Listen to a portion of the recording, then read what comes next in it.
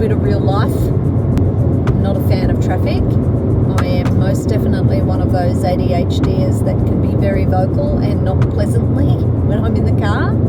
If I'm met with people on the road who I consider to be not great drivers, one of the things that I don't like about other drivers on the road is when they don't indicate when they're supposed to indicate, when they change lanes and slow down when they're not supposed to, or, you know, I don't like getting stuck behind slow drivers. It's the same as, you know, when you go to your local shopping centre and you get stuck behind slow walkers. It's so annoying. Yeah, it's like that in traffic too, so I'm not a fan. But that's okay, today the traffic's not too bad.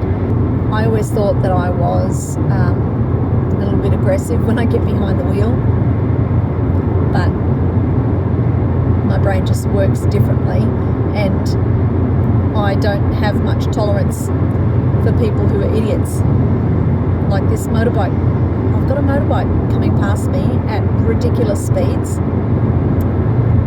It annoys me because if he's going to be in an accident down the track, all the people who are doing the right things are going to be affected by that.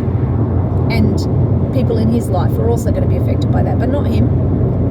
He's just happily speeding along the road, oblivious to the fact that first responders are probably going to have to pick him up off the road at some point. Other ways that my ADHD affects me that I wasn't necessarily aware of previously is impatience. I have very low tolerance for lots of different things. And I think probably part of that, at least this is my estimation, and obviously I'm not a medical professional, I'm just telling you my story. I think the reason for me is because I'm dysregulated a lot of the time and I'm on edge a lot of the time.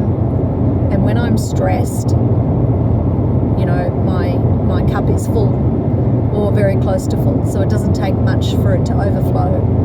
And so that's, you know, where I've spoken about before about, you know, my cup being smaller, and yeah, that's kind of what I mean by that too. So it can be a really difficult thing. Anyway, when I'm dysregulated, I am on edge a lot of the time. And, you know, I've had people say to me, you know, you're in survival mode, and yeah, I am. That's how life is. And I'm managing it as best I can. I don't necessarily want to live there. But as a single woman who has to make life work, I don't have backup. I've got my sons, I've got my family, but I'm very independent and I don't like relying on other people. I like being able to do things on my own. I like being able to make it work. There's a cost to that, of course, and there is a cost to everything when we're doing it on our own.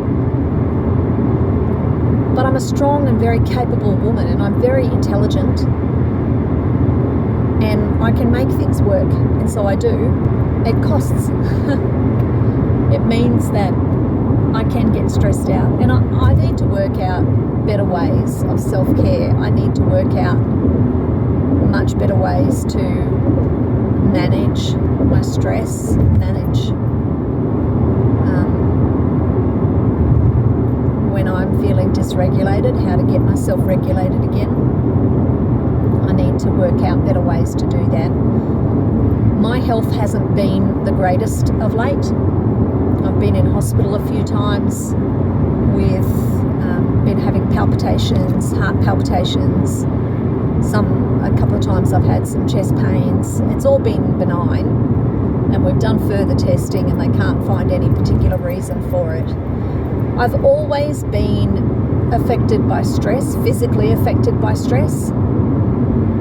So I feel like that, you know, some things that have happened in my life recently probably have caused more stress than I was experiencing before. I know the whole work thing caused a great deal of stress. My psychologist actually had me do a DAS test, and I was showing symptoms of PTSD just from trying to get this flexible work arrangement underway. And she wanted to note it down because, you know, wanted to have proof of how all of the trying to be understood has been affecting me at work. But outside of work, there's been a bit of that as well. And that's been really hard as well. But that's life, and I'm working it out.